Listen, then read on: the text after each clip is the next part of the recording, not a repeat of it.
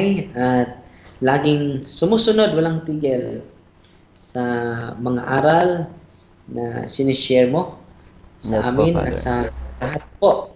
Magandang tanghali sa lahat.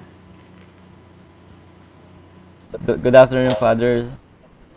So, maraming salamat po ulit for this opportunity na binigay mo sa amin para ma-interview ka, para mas makilala ka pa namin lubusan.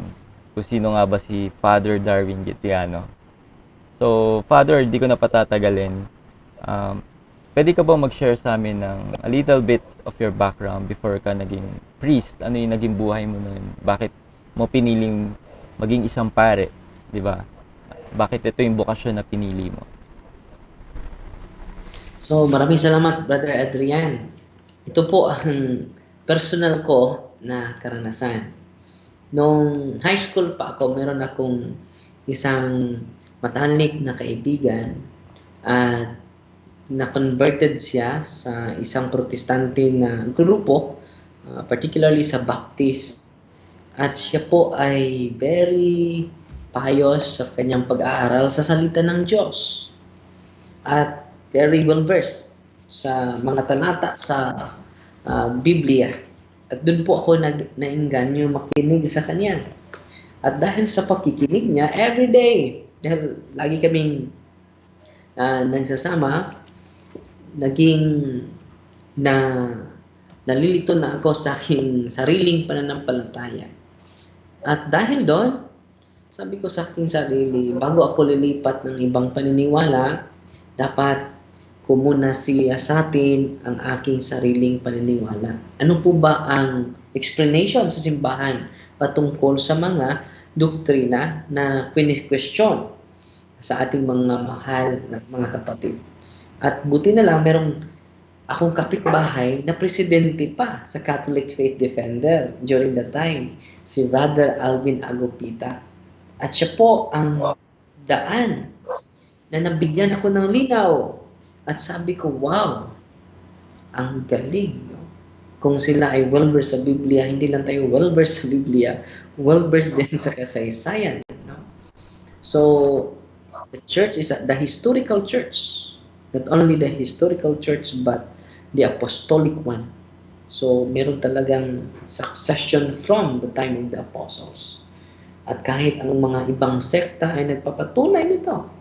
Yung Pasugo Magazine, sabi nila, we don't question the claim of the Catholic apologists that the Catholic Church alone, so merong alone, Brother Adrian, could trace back its origin from the time of the apostles. Even the official magazine sa ating mga mahal na kapatid na mga Iglesia ni Cristo, nagpatunay sa katotohanan patungkol sa ating pananampalataya, Brother Igya. So kasama ko mga kaibigan, mga kapatid, si Brother Igya Laugan, ating masigasig na umaakyat sa bukid, hindi rebelde. No?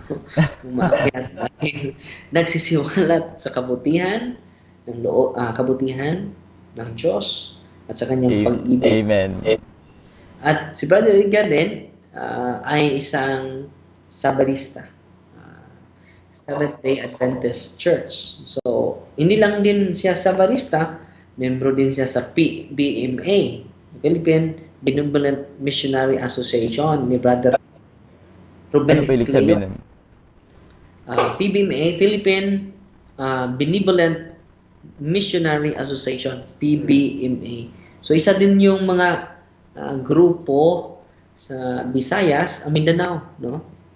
Na tatag ni Brother Ruben Icleo. At kasali siya doon. So, Ecleo, mga di ba yun po yung balita? Yes. Yun po ang divine master nito. Dati. Nakulong na yun, si Ruben Icleo. So, si Brother Edgar ay membro doon.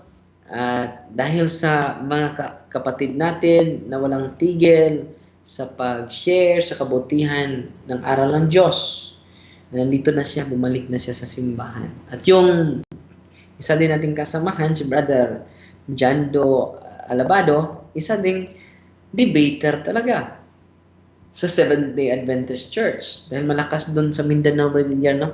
Yung mga Sabadista. Sa Mindanao. sa Mindanao at ngayon, debater na sa simbahang Katoliko. So, Amen. halos mga kasamahan ko, si Brother Lulot Patentes, yung lagi kong kasama, ay Mormons din. So, ako lang po ang Katoliko sa aming grupo. No? Pero sila lahat galing sa ibang paniniwala. Pero, dahan-dahan, Brother Adrian, so, ang ating programa sa Punto por Punto ay araw-araw po. Kindly follow our page. Palagi Punto ko nga po por- napapanood yun eh. Ayun. Yung mga taga-subaybay mo, bro, no? So balik tayo sa question, no? Wala ko sa question eh, no? Balik tayo sa, yun po ang dahilan na nadagdagan ang aking kaalaman, Brother Adrian, no?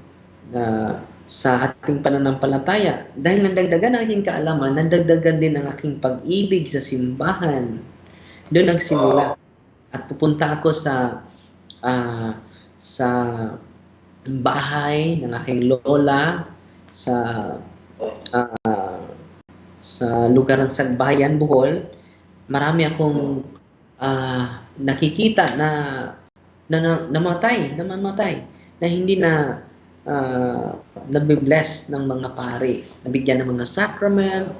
At dahil sa Catholic Faith Defenders, na ito po ay nagbukas sa aking isipan sa kahalagahan ng mga sakramento po.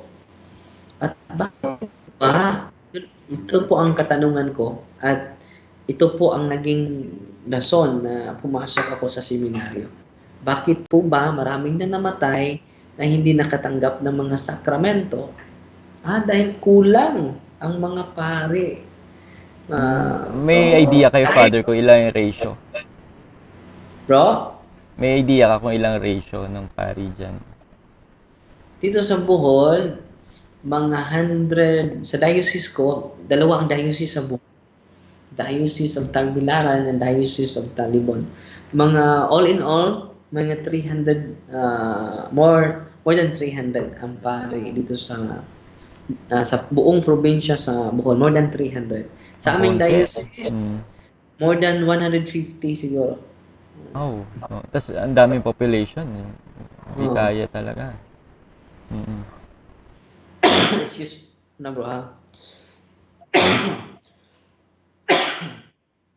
Iputol mo lang ito bro. Dahil binisita ako sa Sabihin mo lang, cut and go. so hindi to COVID bro. Yes. So, patuloy ako bro. Yun po ang dahilan na nag-design ako na magpare. So, ialay ko na lang ang sarili ko para maraming mga parokyano, mga Katoliko na sa pamagitan ng maliit na pagbigay ko sa aking sarili, kung gusto ng Panginoon na maging pari ako, wala talagang hadlang kapag ang Diyos ang may may gusto. So, nag-decide ako bro, pagkatapos ng high school ko, hindi pa ako pumasok agad ng seminaryo. Kumuha muna ako ng vocational course, refrigeration and air condition. Natapos ko. At dahil gusto ko talaga magpare, nag-decide ako mag-exam. Ang take ng exam sa seminaryo. Unang take ko, hindi ako pumasa. No? Sabi ko sa aking sarili, hindi talaga ito para sa akin. So, then hindi ako pumasa, sabi, nagpe-pray ako ng rosaryo, at sabi ko sa aking mahal na ina, Mama Mary, last na ito, mag-take ako, last take ko na ito, kapag hindi pa ako papasa, hindi po para sa akin ang bukasyon na ito. So, na-amaze ako dahil sa second time, hindi ko akalain na makapasa ako dahil hindi ko naman natapos lahat ng mga question sa aming exam. No, hindi ko natapos. So, hindi ako 100% na makapasa sa second take ko dahil merong time limit bro sa exam namin. So, 30 minutes, 100 items ang aming sasagutin niya, 30 minutes lang. So, 30 lang ang nasagot ko. So, So, yung sa 30 minutes, so anong ginawa ko, sinishade ko na lang yung ibang dahil hindi ko naman mabasa lahat dahil sa time limit. So, hindi ko akalain na sa second time, nakatanggap ako ng sulat galing sa seminaryo, sabi sa rector, congratulations, you passed the first phase, pero second phase, you passed the first phase sa exam. Galing, Meron galing. pang second phase, no? So sa second phase, nakapasa naman at patuloy ang aking pag-aaral hanggang nakatapos ng college, hanggang nakatapos ng theology at naging ganap na pari, no? So, straight po from college hanggang theology, hindi na ako nag-residency. 35 years old, 30 years old at the age of 30. So, yun po ang ordination ko, no? Katulad ni Jesus, no? 30 years old, no? At 5 years ko na ngayon sa aking pagkapari. Yun po ang background ko, bro. At ang mga ibang sekta talaga, ang dahilan bakit lumalalim ang aking pag-uunawa, ang aking kaalaman patungkol sa ating mga doktrina dahil po sa kanila. Dahil sila ng mga atake, yun po ang nagbigay buhay sa aking pag-aaral at sa aking nalalaman, masasagot ko sila with a humble heart. With a humble heart. No?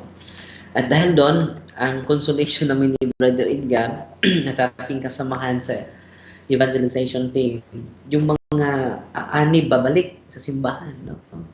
So lubha akong masiyahan, hindi ako makatulog dahil imposible talaga, Brother Adrian, ng isang Katoliko nalilipat sa ibang pananampalataya. Imposible yung balik. Imposible yon. It is a great miracle para sa akin. Amen. Dahil sa experience ko, brother, ang pinakamahirap na pabalikin yung mga na-brainwash na sa ating mahal na mga kapatid. Yes. Pinakamahirap yun. Sobra. Pero ang pinakamadali na ma-convert, alam mo ba sino? Sino? Mga Katoliko. Ang mga Katoliko ang pinakamadali na makuha sa ibang sekta. Pero yung ibang sekta, imposibleng mapabalik yun. Pero walang imposible. Yun nga yung nakakalungkot, Father, eh, no? Kasi parang ang babaw ng yung mga pananaw natin. Foundation. Oo. Mababaw talaga ang foundation natin, Brother Adrian. Pero sa pamamagitan ng programa ninyo, no, at programa namin dito sa aming parokya, ito po ang daan, no, na lubos nilang maunawan. Tulad ko, nalilito din dahil sa aking matalik na kaibigan na lumipat sa ibang pananampalataya at dahil Anong religion, Father? Baptist yun. Baptist. At kaya lang, kahapon, nag-post ako ng apat na magkakapatid na from Baptist. Ngayon po ay lumipat sa simbahang Katoliko. So, ako nasiyahan dahil hindi to it is the work of the Holy Spirit. We are just a mere instrument, no, by God, no. Yes. So, meron ding last August 23, birthday ko po yon. Bago ako mag-celebrate sa aking birthday, meron tumawag sa akin, meron na-communicate sa atin at nakita ko siya sa Facebook. Una pala akong communicate sa kanya, then nabasa ko ang kanyang testimony. Isa siyang deacon sa Iglesia ni Cristo. At 3 years siya naging diakono sa San Carlos ba yun? Negros Occidental. At 16 years siya naging Iglesia ni Cristo. At doon po ay lubha ko na siya dahil sa pagkakita ko sa kanyang messenger, nagme-message na pala siya sa akin. At sa nalaman ko na bumalik siya, lubha ko na siyahan. Dahil deacon, no? Just imagine, Brother Adrian, deacon, isa sang deacon sa, at sabi niya, sa punto por punto, ibati niya ni Brother. Alam mo ba, Father, bumalik ang aking pagkakatoliko. No? Lumakas ang aking paniniwala sa simbahan. No? Father, lima na akong araw na bumalik na sa sumasamba sa simbahan. Sabi niya, Father, paano po ba ako maging ganap na babalik sa katotohanan? Sabi ko, pumunta ka sa Paris Priest mo. Excuse mo na bro ha?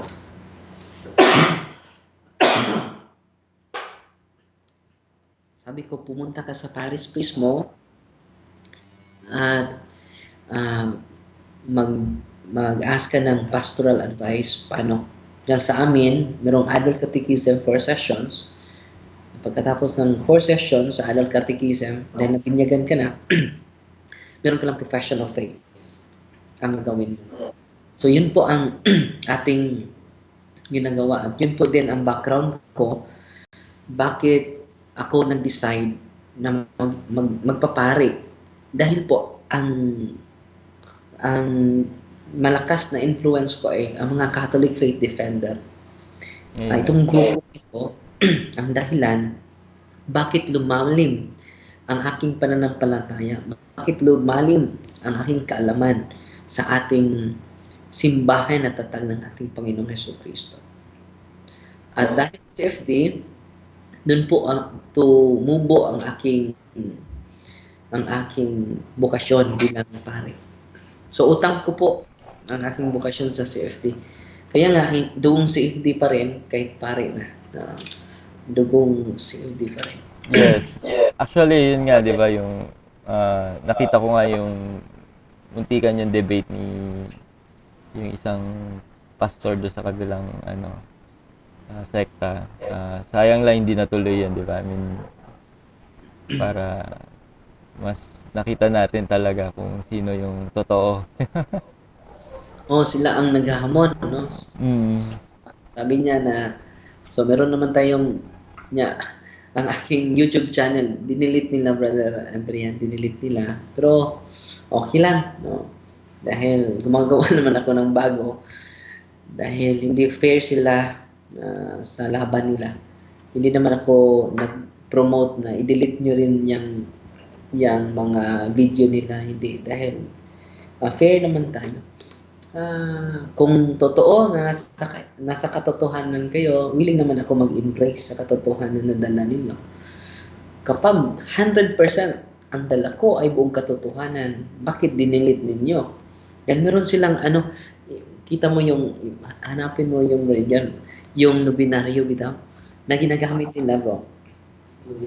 Nobinaryo na ginagamit nila, na si Maria daw, ginawa natin ng Diyos ng awa. So sabi nila, sabi ni Brother Eli Soriano, tingnan nyo, itong Katoliko, wala nang magandang aral. Ginawa nila si Maria na Diyos ng awa. At hindi yan bro, hinahanap ni Brother Edgar yung nobinaryo na sa atin, ang kinukot nila is page 63, Brother Adrian. So sa pagkuha ko ng original na kopya sa nobinang ginagamit nila, until page 18 lang. At ang simple kong tanong ni Brother Eli, bakit umabot ng page 63 ang sayo? Nga until page 18 lang. Hanggang ngayon, hindi nila masagot. Hindi nila masagot. Dahil po, yung nasa kanila, hindi original. Ang sa atin ay original. So, dahil doon bro, no? So, ang safety talaga ay isa sa mga maraming saan yan? Ito bro. Ito ang ginamit nila bro. Ang aking Birheng Mariang taga pamagitan, page 3. Ang Diyos ng awa dito ay hindi si Maria, si Jesus, ang kanyang anak. So, makita ninyo na deception talaga ang ginagawa nila. So mabuti na lang merong Catholic faith defender, laging sumusunod sa kailang mga dokumento, ginagamit din ito sa mga mahal nating kapatid na mga iglesia ni Cristo, mga ministro. The same na binaryo. Pero, ginawa nila na si Maria ay Diyos ng awa. Hindi naman Diyos na tawag si Grabe. Maria. Oo. The divine mercy is her son, Jesus Christ. Diba? So kung walang CFD, ito po ang dahilan, itong binaryong ito po ang dahilan, naghahamon si Brother Eli Soriano. Meron bang pare dyan? Ang makikdiskusyon sa akin? No. Kahit papa sa Roma, haharapin ko. Pero hindi naman niya tinupad yun. No? Dahil yung mga bulaang propeta, bro, ay hindi totoo sa kanyang sinasabi po. At tayo naman po ay totoo. So, wala naman akong kinatatakutan dahil hinaharap ko po, Maginoo kong hinaharap si Ramil Parba. Ang national debater ng Iglesia ni Cristo, Maginoo ko pong hinaharap. Ang kinatatakutan ni Brother Eli Soriano. Nalubos Parang siya. napanood ko nga yun. Oo. So balik tayo sa question mo, bro, na ang mga Catholic Faith Defender, yun po ang grupo nagbigay sa akin ng daan upang ma-appreciate ko po ang bokasyon bilang pari. Doon po nagsimula ang bokasyon ko sa grupong ito. At ngayon, ang dami na pong mga Catholic Faith Defender, mga kabataan na pumasok sa seminaryo po. So, nadagdagan na ako dito sa amin sa diocese ko sa Tagbilaran. Siguro po, yun lang po ang mga isasagot ko, parang mataas ang sagot ko. Bro Adrian? And Father, yun nga, di ba, hindi ka lang naman Catholic defender, isa ka ding exorcist priest. So, bakit mo piniling maging isang exorcist priest? Kasi hindi biro yung ministry na to, di ba? So, maraming salamat, bro. So, bakit po pinili ko ang ministry bilang exorcist? No? Alam May niyo ba, background ka ba dati na nagpakita sa'yo? hindi talaga ito basta-basta na ministry. Pero bakit po ako na pasali sa ministry ito? Dahil marami po ang dinadala dito sa parokya ko na merong spiritual harassment. At deacon pa ako noon, walang pang alam dahil hindi ito tinuturo sa seminaryo namin, ang exorcism, about exorcism. Sabi ng aking parish priest, Reverend, dahil bago pa akong deacon, ordained sa pagka-diakon, no? Sabi niya, Reverend, ikaw nang pumunta doon, no? Parang merong nasaniban doon eh. No? So, Father, turuan mo ako, Father, dahil bago pa ako. Kaya nga, punta ka doon. Bago ka pa. No? Puno pa ka ng grasya. No? Puntahan mo yon. Binibigyan ako ng holy water, cross, at rosaries. So, pumunta ako doon. Sabi ko sa aking sarili, Lord, ikaw na bahala, Lord. Dahil sabi mo, go to the whole world, preach the gospel, and cast out the evil spirit. Nandyan yan, sa salita mo. So, kahit natatakot ako dahil wala akong experience, no? Wala talaga, ground zero. Pumunta lang ako doon at nagpre-pray. Ginagamit ko ang rosaries at ang holy water. Alam mo ba, bro, pag gamit ko sa holy, sa rosary, excuse mo na, bro.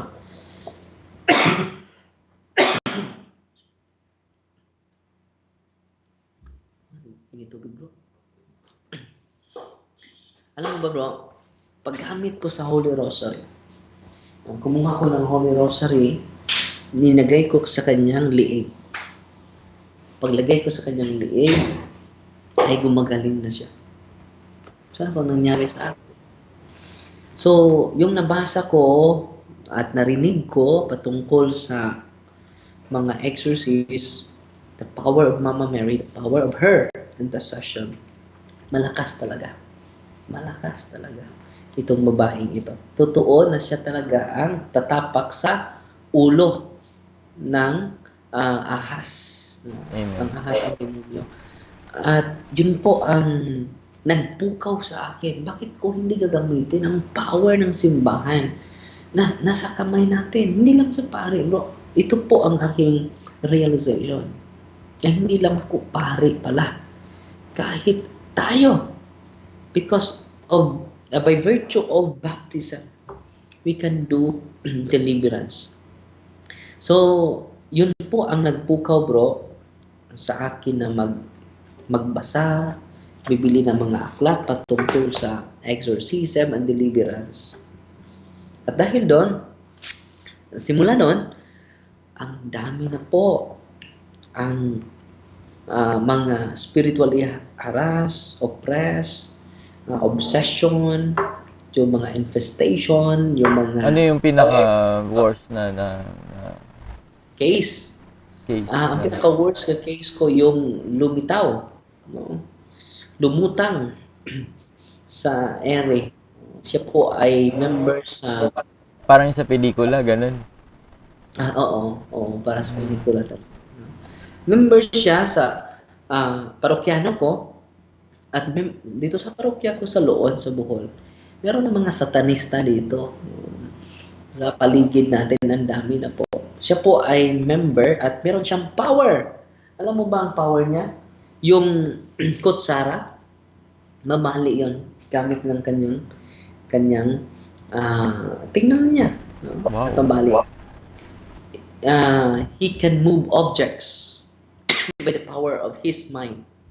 Malakas na And nga. then, because the spirit na kasama niya is a hierarch spirit. Merong hierarchy of demons, bro. Meron din silang mga inferior, mga superior, no, mga demons. No? Sa kanya is hierarch ang kanyang demon. So, meron siyang satanic name, bro. Meron nag-blood compact with Satan siya. Meron siyang blood compact with Satan. Yung dugo niya ay hinalo nila sa dugo ng kambing.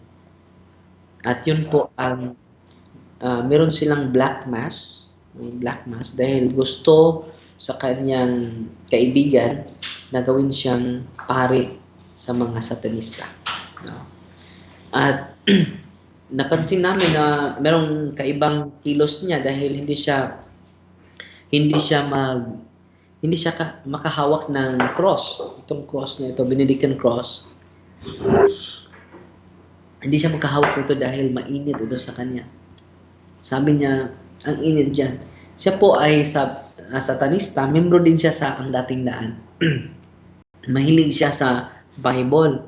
At dahil active ang ating evangelization dito, pumunta siya dito dahil dinala siya sa kanyang ina. Sabi ng kanyang ina sa akin, Father, surrender na ako sa aking anak. Dahil kapag mag-wild siya, bro, wala siyang re-respetuhin. At hindi niya alam ang ginagawa niya. So, ang buong bahay niya, bro, ay maraming na mga holes. Mga Tagalog ng hole, bro. Butas. Maraming mga butas. Dahil kapag magagamit siya, maging boxer siya. Lahat. Dahil nipa lang yung yung bahay nila. Maraming butas po. Tingnan mo yun, Father, ang nangyari sa aming bahay. There's something wrong with your son. And then, ang kanyang anak, bro, every month, makatulog sa bilangguan. Dahil mag-wild siya eh. Yung mga tao na dadaan sa kanyang bahay, kapag hindi niya magustuhan ay babatuin niya. No? Hahagisin niya ng bato. Or magdadala siya ng knife. No? Ay, grabe. Sa akin. Dahil doon, lagi siyang makatulog sa bilangguan. Dahil minor pa siya, sunod na araw, lalabas na naman. So, sabi ng kanyang ina, surrender ako, Father. So, kailangan ng deliverance yung anak mo. Dahil natatakot sa cross, natatakot sa rosary. So, pag deliverance namin, pag exercise namin, lumutang talaga siya. Nakakita si Brad Edgar doon. Nandyan si Brad Edgar sa so pero hindi natin dapat ipakita dahil bawal. So meron talaga ako, marami ito laptop ko, naka-save lahat yung mga documentary natin na lumutang talaga, no? At ngayon, anong nangyari sa batang ito? Malaking pagbabago sa kanyang buhay. Dahil preacher na natin ngayon, kasama na natin. At hindi na siya, 2 years na, hindi na siya na katulog sa bilangguan. For Wow. 2 years after deliverance and exorcism. Mm-mm. At hindi na siya mag-react sa prayer. Hindi katulad ng una na lumutang talaga siya. Lumutang talaga siya. So yun ang first time namin. Dahil 8 na po ang Anong ginawa mo lumutang nun, sa akin. Father, nung lumutang? Anong initial ginawa? Patuloy lang sa pag-pray, bro. Focus lang sa prayer. Dahil yun po ang manifestation kapag lumutang na sila. Intense na ang fear sa demonyo doon. No. Grabe na ang kanilang pagkatakot kapag magpakita na sila ng mga external power nila. Yung magsasalita na silang ibang lingwahe, Latin, no, mga Aramaic, English. Hindi naman sila Amerikano. Ay, yun yung isa sa ano, 'di ba? Yun yung isa sa sign na possessed nga kasi nakapagsalita ng ibang language. Totoo yun. And then, ang lakas. Malakas na malakas. Kunin mo yung cross ko, bro. Kuha mo yung cross ko. Ang lakas, bro. Ang lakas nila. Doble ka ng lakas. Pero, ang milagro, bro. Maging mahina sila with the power of the holy water. Kung wala ang lakas nila, bro. So, wala, bro, no? Ito sa taas. Doon sa taas. Open yun, bro. So, ang mangyari, mawala sila ng lakas kapag merong holy oil, yun po ang aming sandata, bro. Yung mga extraordinary ang lakas sa bahay, pag pumunta dito, mawala yung lakas. So hindi totoo yung sa TV na minsan pag binubusan na ng ayaw tumalab, 'di ba? Yung minsan sa mga pare. Exaggeration yun. Hindi yun based sa reality. Siguro hindi, ang unang natakot ang pare, dapat hindi ka matakot sa kanila. Dahil, alam mo ba bro, nadiskubrihan ko, si Lucifer pala is ang pinaka matatakutin sa mga demonyo. Si Lucifer, yung high rank. Talaga. Ang basahin sa Tiago 2:19. Ano yung napansin mo pinaka talagang nagte-tremble siya na dahil sa mga sacramentals natin, especially the prayer of the church, yung rosary, bro, sos, ang sakit yan sa kanilang tainga. Sayang, hindi ko mapakita. Meron akong isang iglesia ni Cristo by birth, lumaki ang kanyang tiyan. At sabi niya, Father, hindi na ako makalakad. Wheelchair na siya, bro. Galing Cebu. Pumunta ka, bumiyahe, patungo dito. Sabi ko, lumapit na kayo ng mga faith healers. Wag na kayong pumunta doon. So, sabi ko, mag-confess ka muna. So, Father, hindi ko Katoliko. Anong denomination mo, bro? Iglesia ni Cristo ko. Iglesia ni Cristo po ako. Sabi ko, bro, punta ka sa ministro mo. Sabi nga, Father, hindi ako pinansin. Sabi niya, bro, yung mga prayer ko is about Mary. Yung exorcism, bro, kasali si Mary doon. Yung mga saints, kasali sila doon. Paano ko magdasal sa iyo? It is against your faith. Ikaw na bahala, Father. So, dahil pumayag siya, excuse mo ha. Dahil pumayag siya, so, kanyang asawa sa tabi niya, at nag-start na kami ng deliverance. Meron din akong documentary nito, bro. At ang nangyari, while nagdi-deliverance ako, sa kuan bro, sa Kenan, nari sa Kenan. So, ang nangyari bro, ninagay ko ang cross sa kanyang tiyan. Sumigaw siya, ang init! Ang init! Kunin mo yan! Ang init sa akin! Ang init! No. Pagkatapos namin ng deliverance, second time, nag-deliverance kami, ay serious yun eh. Nagre-react siya. Punta ka balik ka bukas. No. Sa kinabukasan, sabi niya, Father, tingnan mo, ang cross ay napasok sa cross. Ang mga cross bro ay namarka sa kanyang katawan. Father, dahil nakalakad na siya. Nakalakad na siya bro. Father, gumaan talaga ang pakiramdam ko. At nakalakad na ako.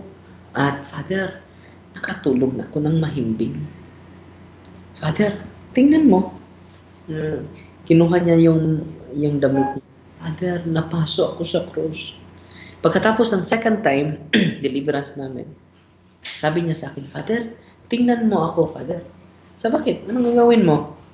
In the name of the Father, and of the Son, and of the Holy Spirit. Father, gusto akong maging Katoliko. Pwede ba? Wow, galing. Pwede. So, isa po ay si Brad George. Kalimutan ko sa kanyang pangalan. Meron akong video. Lahat ng sinasabi ko bro, may documentary. Kanino mo lang ba Saan? pwedeng share yan? Kapag okay na ang simbahan, huwag ka mag-alala dahil kapag pupunta ka sa Bohol, ipakita ko sa iyo personal. Wow. So, Ayan. ito bro, so napasok siya sa cross. Yan mismo yan. Yan. Itong cross na ito, Benedictine cross. Kahit anong cross, as long as it is blessed. Yung bahay mo, lagyan mo ng cross. Yung main door, yung exit, no, lahat ng mga kwarto ninyo, lagyan niyo ng cross. Dahil sabi ni San Pablo, wala na akong ipasigarbo sa Bisaya. I have nothing to boast except the cross of Christ. Yan sa cross ni Kristo, natalon niya ang demonyo. Amen. At yung mga demonyo bro, ay hindi makatitig sa cross. Hindi makatitig sa cross. Takot na takot. At Brother Edgar, yung mga kasamahan ko sa CFD, naka-experience na sila dahil gusto ko po na makita nila actual. Kapag pupunta ka dito, makita mo actual. No? At ang nagturo sa akin ito, si Brother Wendell din. Wow. Merong pare na nagturo sa akin. Ay, professor ko talaga siya. Nakikinig siya sa atin ngayon. No? At merong clergy meeting kami dito sa diocese. Sabi ng isang pare, pwede ba yung mga lay na magdi-deliverance? Dapat pare lang na. Oo nga. No. Ito po ang sagot ko. So, Father,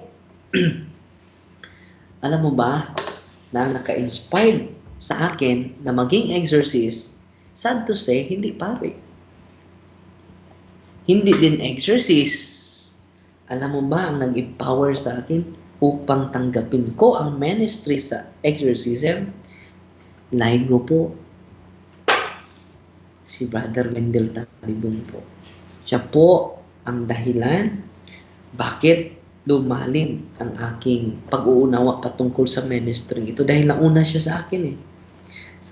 So pumunta ako 1 week with Brother Wendell at yung nakita ko na sabi ni Brother Wendell, bukas Father meron tayong 2 pasyente Father.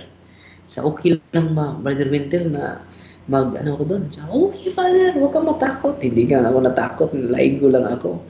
Lalong-lalo ka na. Dubli ang power mo, Father. Dahil pare ka. Sa ganun ba? No? So, yung first experience ko with Brother Wendell at sa kanyang grupo, ni Dr. Riching, Brother Yuli Bangos, at si Brother Tata Usal. Mga laigo. Puro laigo sila. Kita ko na effective talaga ang prayer sa simbahan. At ang sagot ko, hindi po exorcist ang naka-inspire sa akin.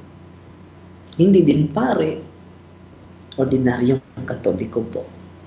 So, yun po ang experience ko. Bakit ako hanggang ngayon, pipiliin ko pa na maging exorcist kaysa maging ma-assign sa parokya.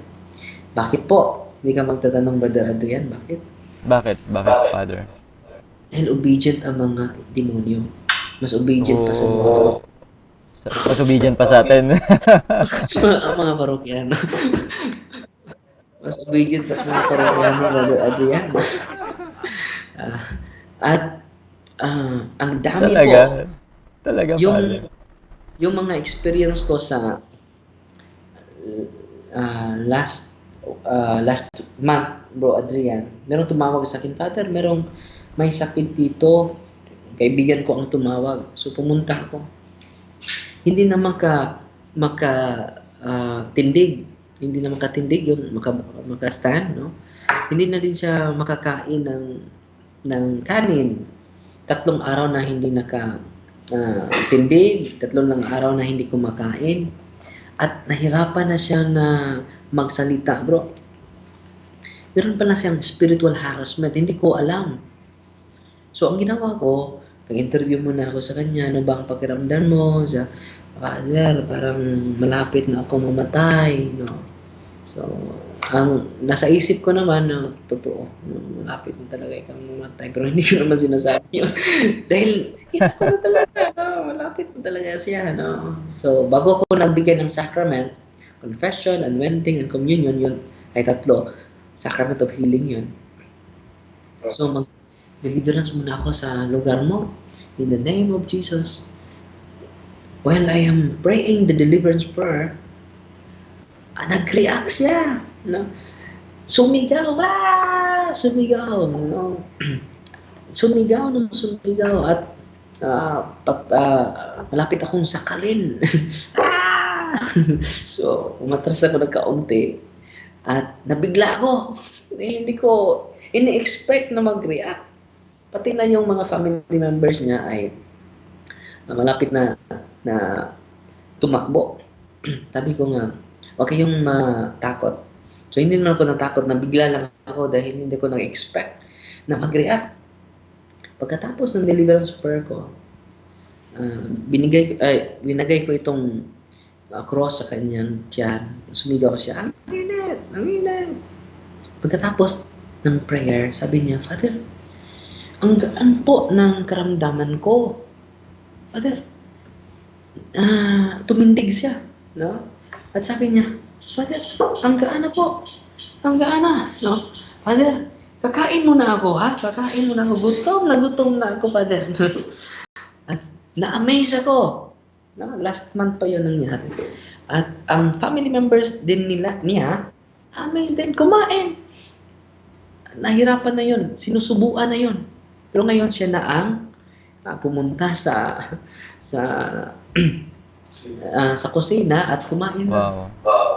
So, amazing talaga. Itong ministering ito, kung malalaman lang sa mga pari, ma-educate lang ang mga seminarista, hindi ito exclusive sa mga appointed exorcists. It is exclusive for those person who has faith in Christ. Sad reality, Brother Adrian, maraming mga kapatid ko na pare na namumuhay sa takot. Hindi na namumuhay sa pananampalataya. Dahil hindi sila tatanggap ito. Sabi ni Father Amort, Chief Exorcist sa Vatican, sabi niya, among the priests, there are misguided fears. Misguided fears. Bakit sinasabi niyang misguided fears? Dahil maraming mga pare natakot sa ministry ito. Bakit sila natatakot sa ministry ito? Nang ating hinaharap, demonyo lang. Ang demonyo ay created being. Creature lang ang demonyo. Bakit hindi sila natatakot sa misa? Hindi yan creature.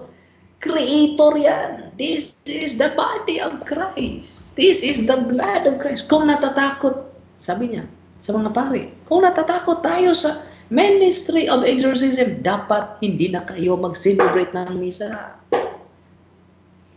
It is a misguided fear among the clergy. So kaya ngayon, Brother Adrian, pinagsisikapan ko po yung mga kapatid ko na pari na gradually, nagagamitin na nila yung power. Bago ka mag-deacon, bago ka maging pari, minor order ang exorcism, Brother Adrian. Before Vatican II, nandyan yan. Minor order, lectorate, minor order, kasali na doon ang exorcism. Ang major order, deacon and priesthood. So saan ba ang exorcism? Minor lang yan. Bakit major ang ating pagkamakakatakutin sa ministry?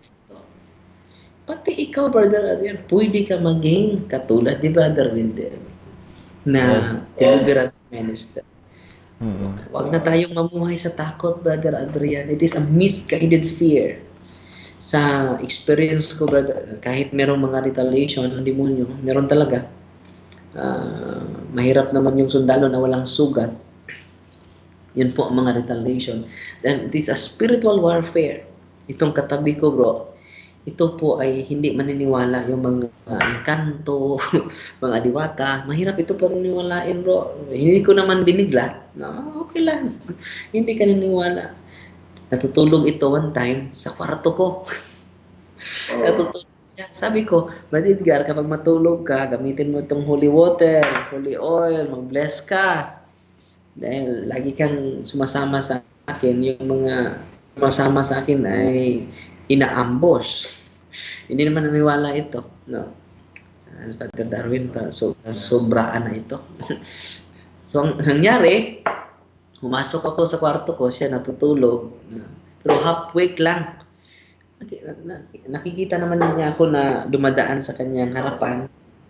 At nag-encode ako ng mga newsletter sa aming parokya. Si Brother Edgar natutulog. Merong 3 malaking lalaki, no, na sumasakal sa kanya. No? 3. No? Sino ba sila? No? Bakit pumasok dito? No? At sinasakaw siya. Sinasakal, no? At ang nangyari, tumawag siya sa pangalan ni Kristo. In the name of Jesus of Nazareth. Yung 3 yon ay totally annihilated. Wala talaga. At sabi niya, Father, naniniwala na ako. Sabi ko naman, mabuti naman. Nandiyan talaga sila, no? Kapag hindi ka maniwala, magpakita yan sa iyo, no?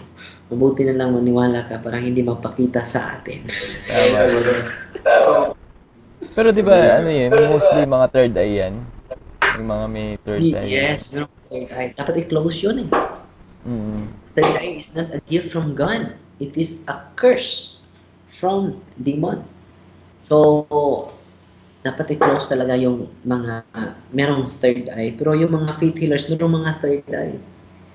So, yun po ay dapat hindi natin pupuntahan. No? At marami na pong mga faith healers dito sa parokya ko na nag-surrender. At nakikinig sa tunay na aral ng Diyos. At ginagahid natin sila. At sabi ko, hindi naman tayo magkaaway. Ang kaaway ng simbahan, isa lang. Ang demonyo. Efeso chapter 6 verse 12. Hindi tao. So, meron ding mga, ano ba yung tawag sa Tagalog, yung barang, mamamarang?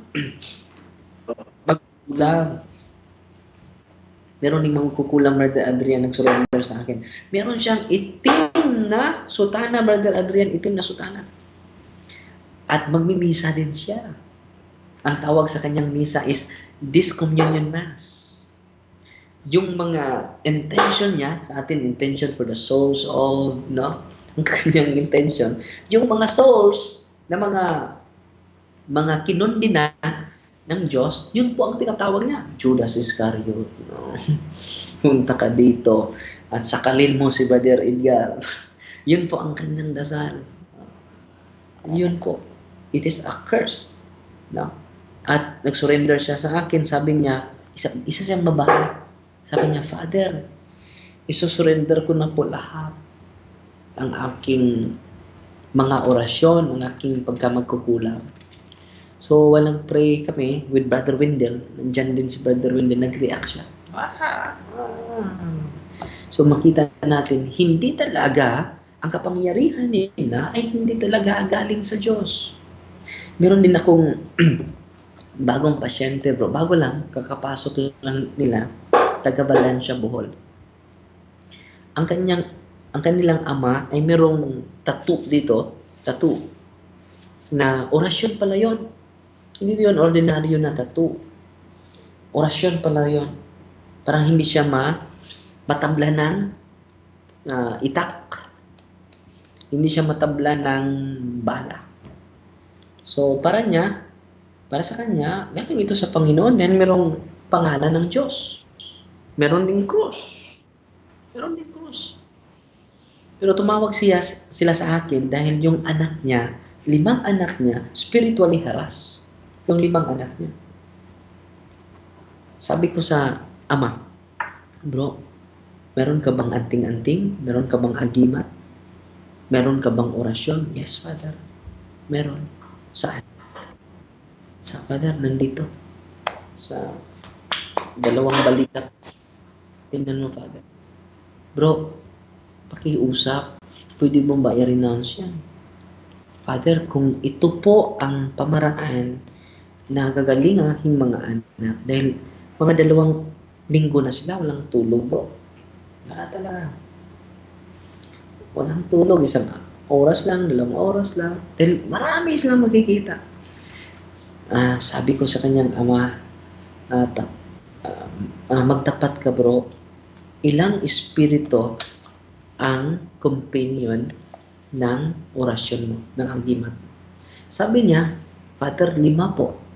5 espiritu ang nakasakay sa agimat mo.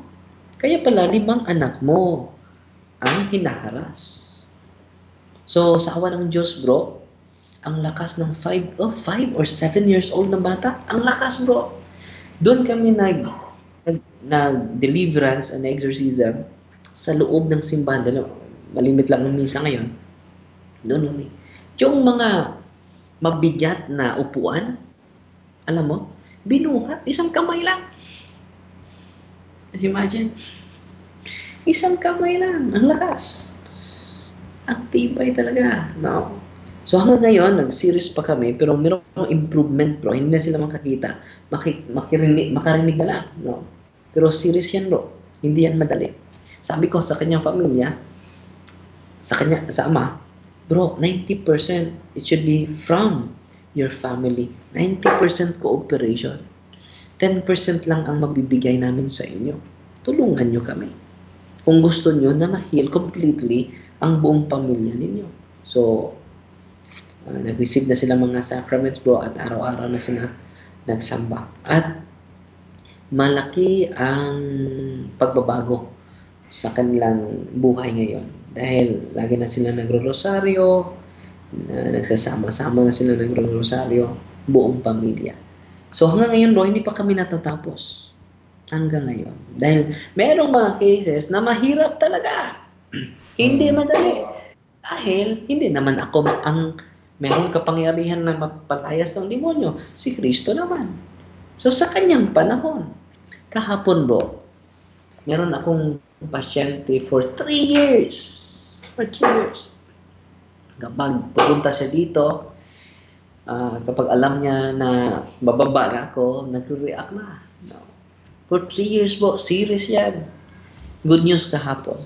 Dahil sabi ko sa kanya, dalhin mo po yung asawa mo. Dahil babae yun, na-possess, babae. Sabi ko, dalhin mo yung asawa mo, makipag-usap ako sa kanya. Nag-heart to heart ako sa kanyang asawa. Sabi ko, bro, I-renounce mo yung dapat mo i-renounce. Meron ka bang faith healers, mga anting-antingan ng mga ancestors? Yes, Father. Bro, i-renounce mo para matapos na ito. So, ni-renounce nila kahapon.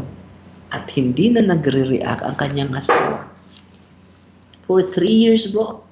For 3 years. Just imagine. Sabi ko sa kanyang asawa, ikaw lang pala ang solusyon nito. So, kung buong pamilya, bro, magkaisa, walang laban si Lucifer. Walang laban ang demonyo. Magkaisa sa pagdasal, panalangin, mag-isa sa dalo ng misa, magkaisa ang buong pamilya. Wow. Powerful talaga. Yes. Yun po, bro.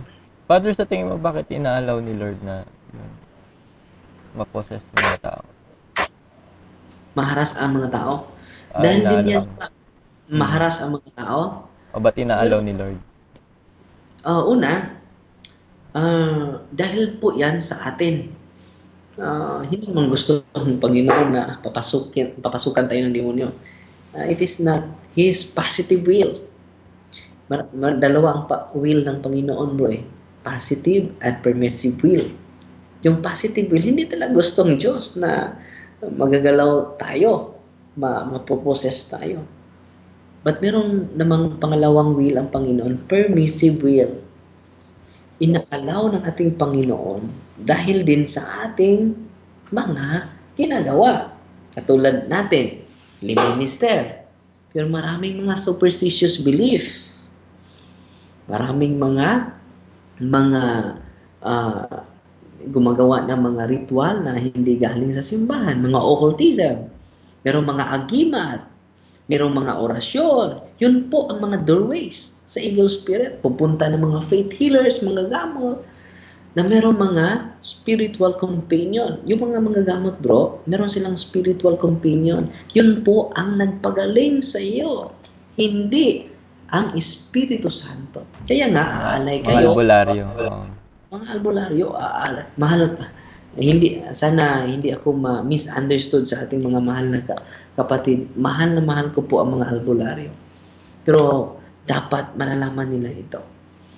Na dapat iaalay natin sarili. Hindi sa mga espiritu tonto. But sa Espiritu Santo. Iaalay natin. Dahil sa konting kaalaman, bro, yan po ang rason na pupunta na tayo sa mga superstitious belief natin, mga occult practices natin, no? Naniniwala tayo sa Diyos, pero marami naman tayong mga pamahiin. Siguro, sasabihin nila na wala namang mawawala, Father, kapag maniniwala tayo. Di ba po? Tama. Madalas ko naririnig yan. Tabi-tabi po. Ang aking sagot, bro. Sa magandang mga objeksyon, na paulit-ulit ng objeksyon.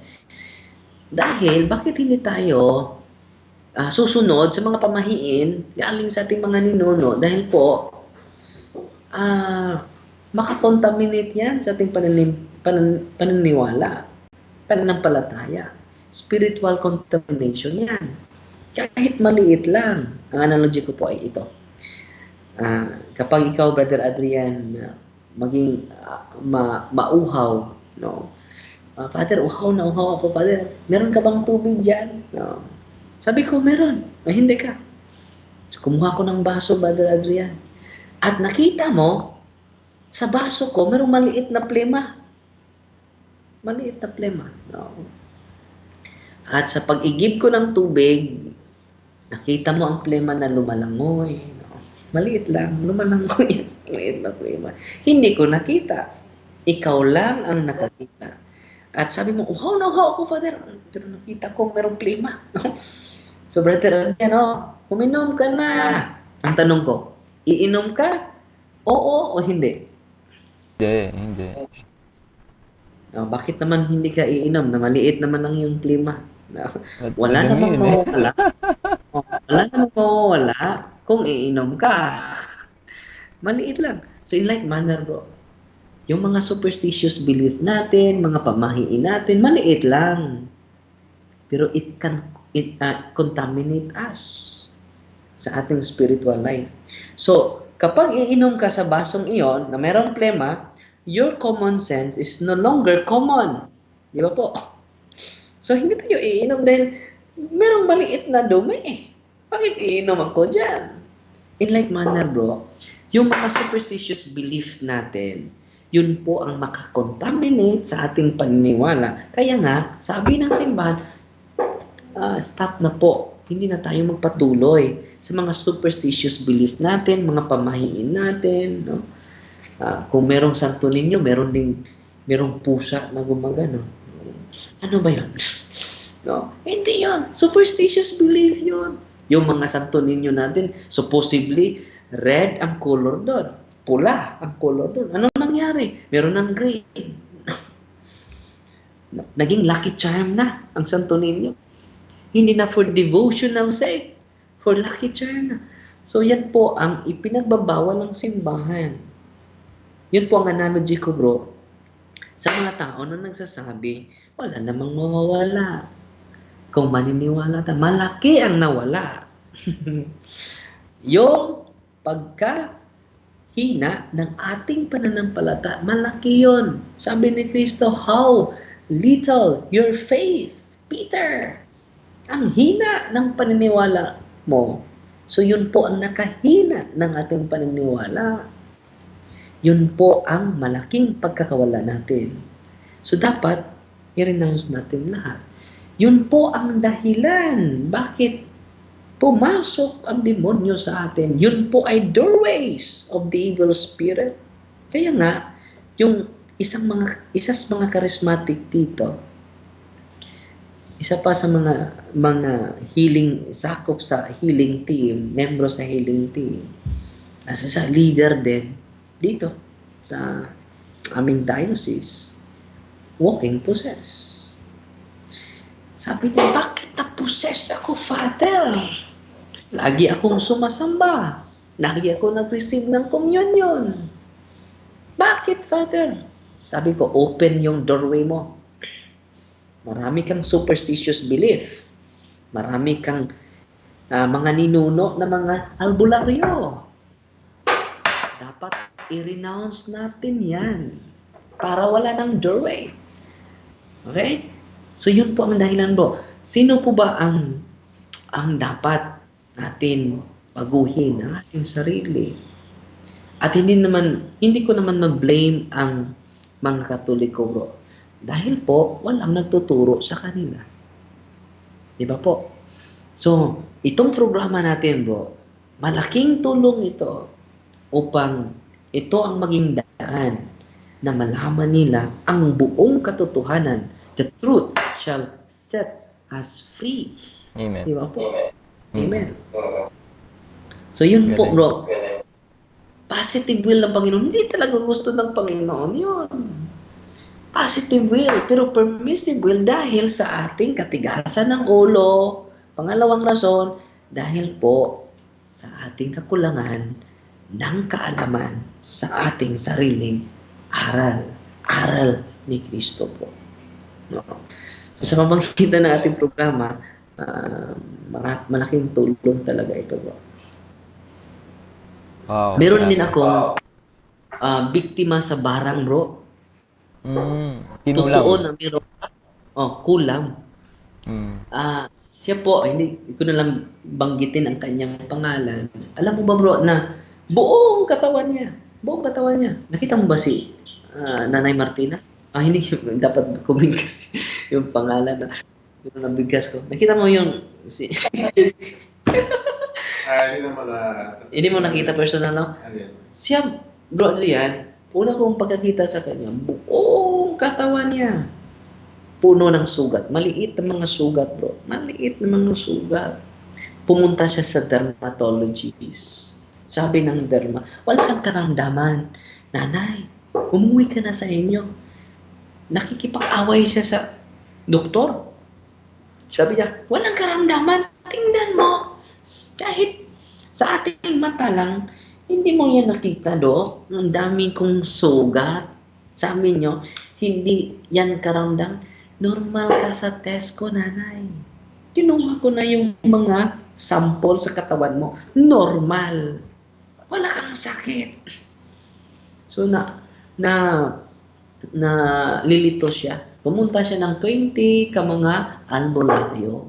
Sabi ng mga albularyo, nanay, kinukulam ka.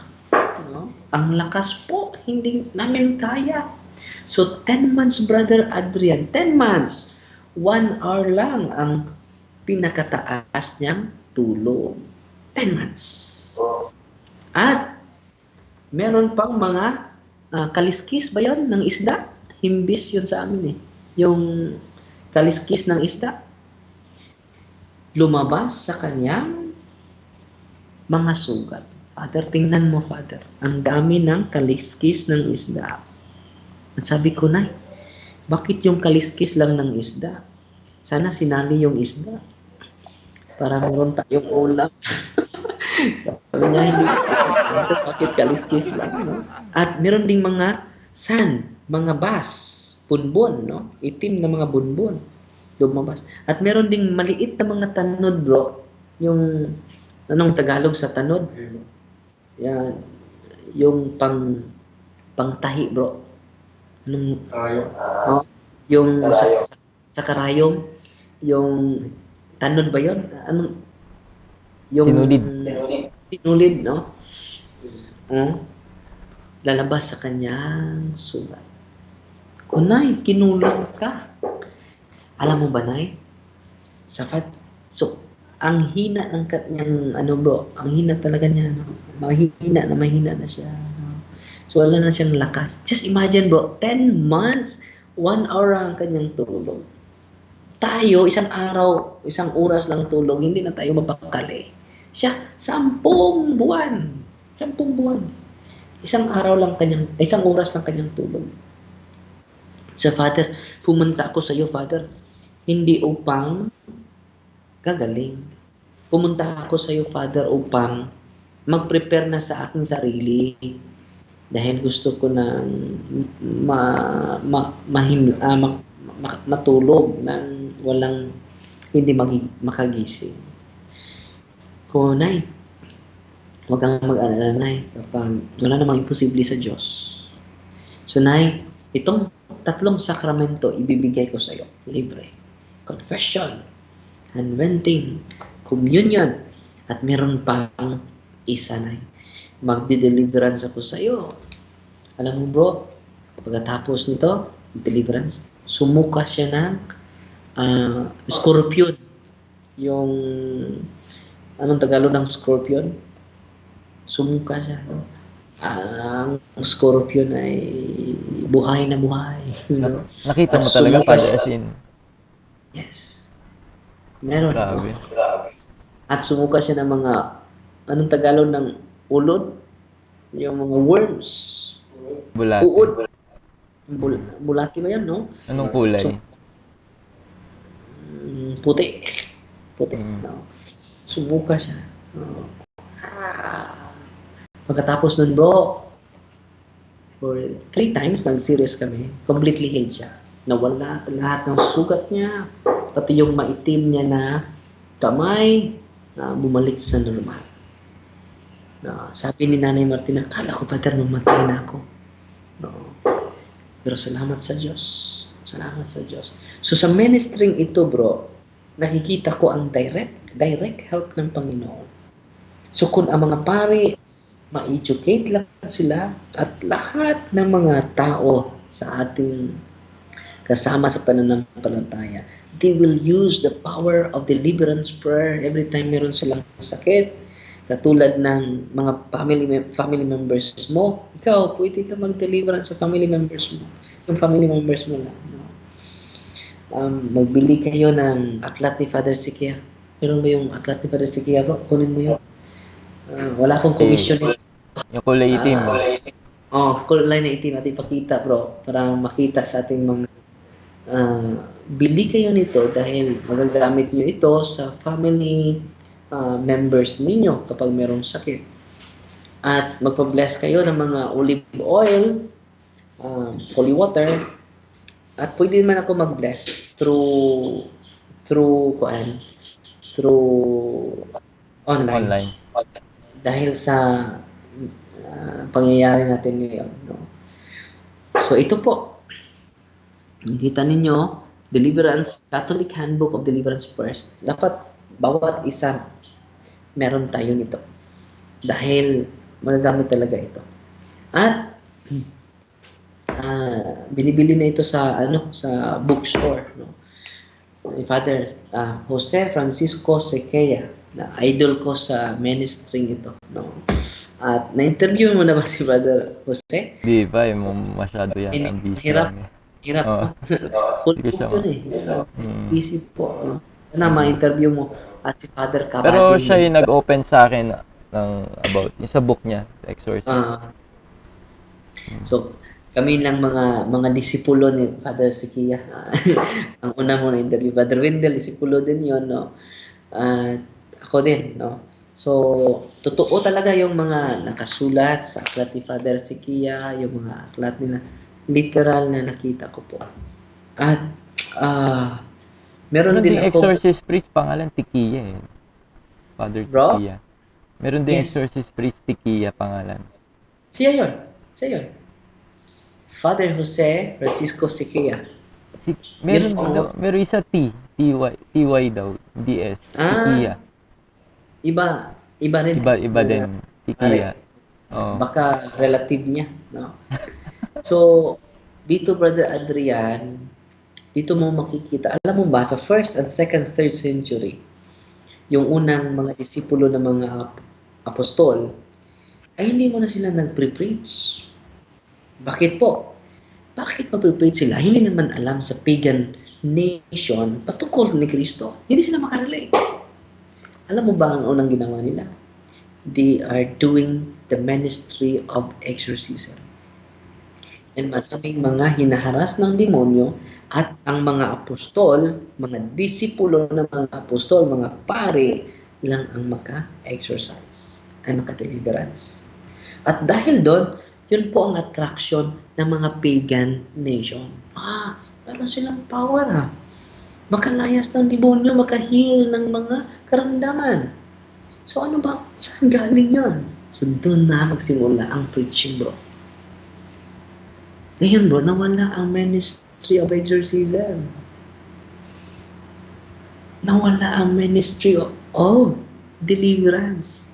Nga, sa katunayan, ito ang una nilang gagawin upang maka-attract ng mga pagan sa buong mundo. Pero ngayon, bro, malakas talaga ang demonyo. Ito, sa simbahan, kahit nandyan, no? Kahit nandito na sa atin. Last year, bro, merong isang tatay na tatay Juan, no? Naligo siya sa ilog. Pagkatapos siya maligo sa ilog, hindi na siya makarinig. Dito sa isang tainga niya makarinig, pero ang isang tainga niya hindi makarinig. Pumunta na siya sa mga doktor, mga espesyalista sa tainga. Dalawa pa, sabi niya. Sabi ng mga doktor, wala namang depekto yung mo. Pero bakit merong mga nana ang tainga mo? Wala namang infection sa loob ng tainga mo. At hindi sa Tagalog ng hikap, bro, hindi mahawakan ang kanyang pisngi. Sisigaw siya sa sakit. Sisigaw siya. So hindi mahawakan tayo, hindi mahawakan yan. No? So dito ka magsalita, Father, dahil ito po ang makarinig. Ito, Father, ilang buwan na ito, hindi makarinig. So nag-confess siya, at katapos ng confession niya, nag-deliverance na ako. Hinipo ko yung side na hindi makarinig, hindi mahikap, hindi mahipo din. Nagpahipo na siya. But wala nang sakit. Bakit walang sakit? At namangha ko dahil nakarinig na siya. Father, naririnig na kita. Baka yung kabila mong tainga ang nakarinig. Teka muna, Father. No? So, ginanyan niya kabilang tainga niya, at Father, magsalita ka na, Father. No? Father, naririnig na talaga kita. No? Salamat, Lord. No? At nawala ng sakit, bro. Completely healed si tatay. At sa team din natin, ni Brother Windel at ni Father Aster Pelisilda, merong bulag, bro, nakakita pagkatapos ng deliverance. Merong hindi nakalakad, bro, na lumalakad na dito din. Bago lang, last month ba yun, Brother Jar? Na mahirapan sa paglakad, no? Galing sa bahay hanggang dito. Dahil merong spiritual harassment. Pagkatapos ng deliverance, bro, lumakad ng mga isa. Galing. Wala ng mga kasama na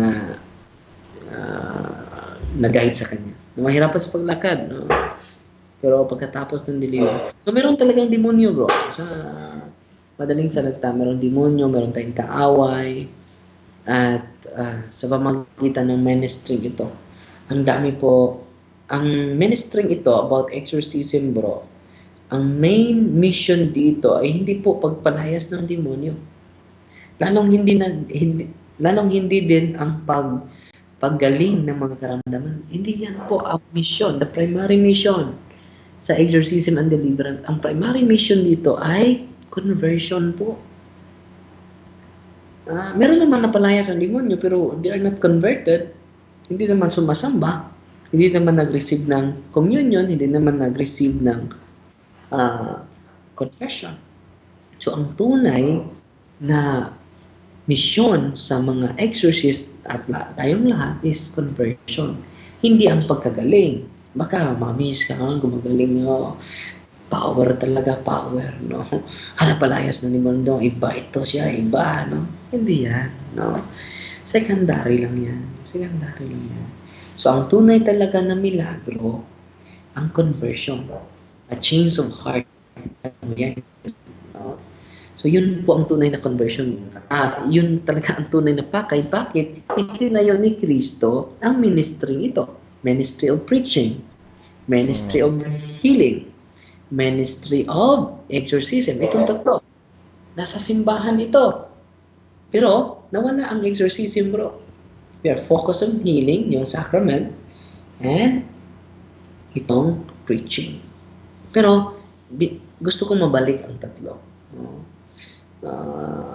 Gusto kong mabalik. So, merong nagsasabi sa akin, Father, delikado yan. Delikado yung ministry na yan dahil ang demonyo ay hindi naman full of hatred ang demonyo. Totoo yun. Full of hatred. Yung mga kasamahan ko, sabi niya, Father, ang demonyo ay naghahanap sa iyo. Sabi ng demonyo, may oras na si Father Darwin. Dahil sa kanya. Mga demonyo na yun ang nagsasabi. Pero until threat lang sila.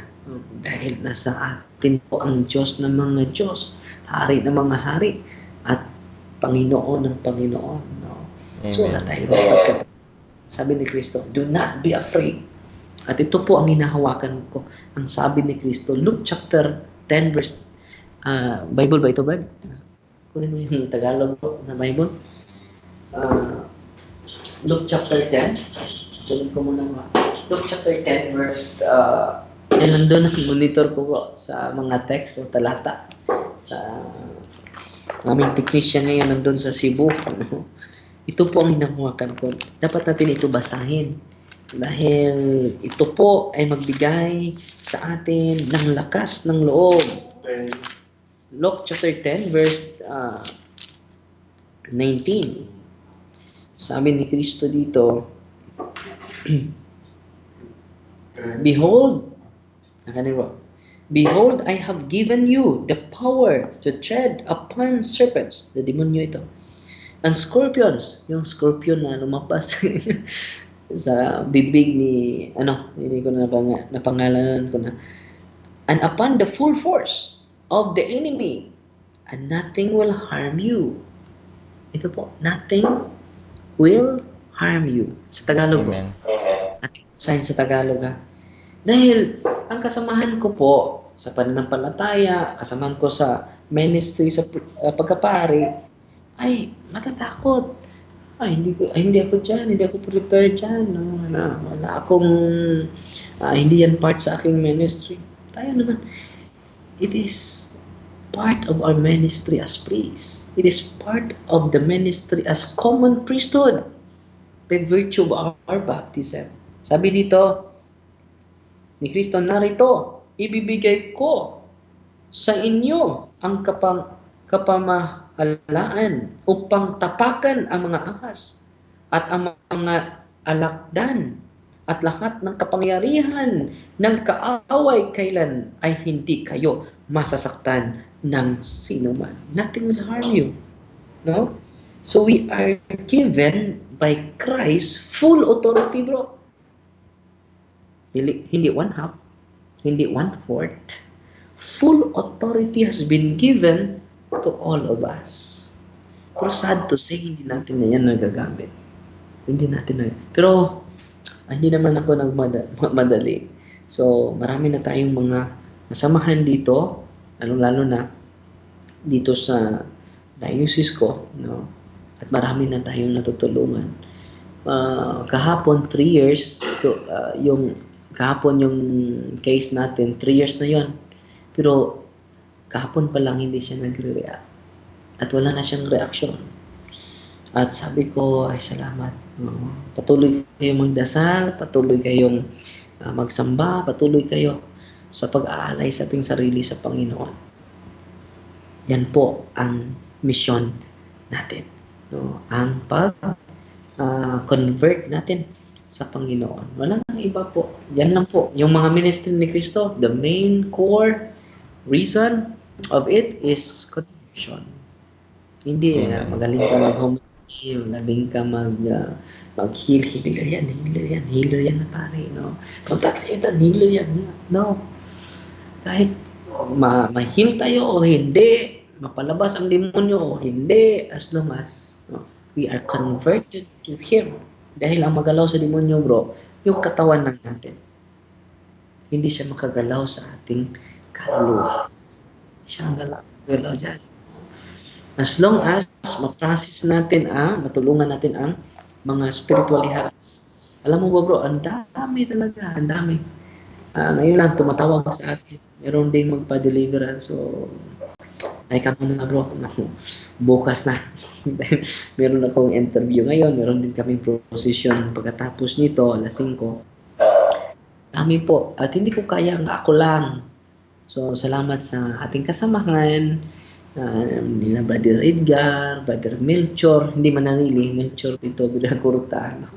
Ni Brother Jando, Brother Francis, Brother Sherwin, yung mga kasamahan ko dito. Ay kapag puno ang schedule ko, tutulong sila sa akin. No? Tulungan niyo po ako. Dahil kapag hindi ako mag-accommodate, ako lang lahat. So, sinong accommodate sa akin? Pupunta na yan sa albularyo, pupunta yan sa faith healers. So, I am empowered by a laity. I also empower the laity in return. No? So, I am empowered by Brother Wendell, a laity. So, I also empower the laity. So, yun po ang pagpasasalamat ko. At merong mga psychologically ill, bro, na dinala na sa mga mental hospital. Matagal na, 18 years. Pero sabi ko, receive kayo ng sacrament and deliverance. Bro, ngayon ay gumaling na. Wala nang medicine. No. Dahil hindi naman natural ang sakit niya. Ang sakit niya is spiritual. So, sabi ko sa kanila, kapag meron kayong karamdaman, huwag muna kayong pupunta sa doktor. Ang una niyong pupuntahan, pare, mag-confess, magpa-unwed, dahil yung communion, confession, and unwending, bro, meron tayong mga misconception nito. Kapag merong pare na pupunta sa atin dahil may sakit, anong sasabihin sa mga kapitbahay natin? Sino bang malapit na mamatay? Bakit ka? Bakit? Yan ang sabi mo.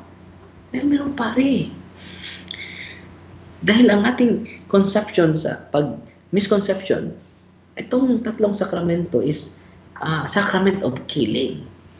Hindi ito sacrament of killing. Sacrament of healing po ito. So, meron kang karamdaman, tawag ka sa pari mo, sa parokya, kura-paroko mo, Father, magpa-appoint ako. Meron akong karamdaman. Kapag hindi gagaling sa sacrament and sacramentals, punta ka sa doktor.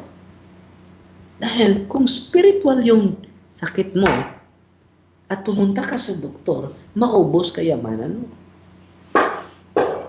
At kung natural naman yung karamdaman mo, ang doktor, merong power dyan.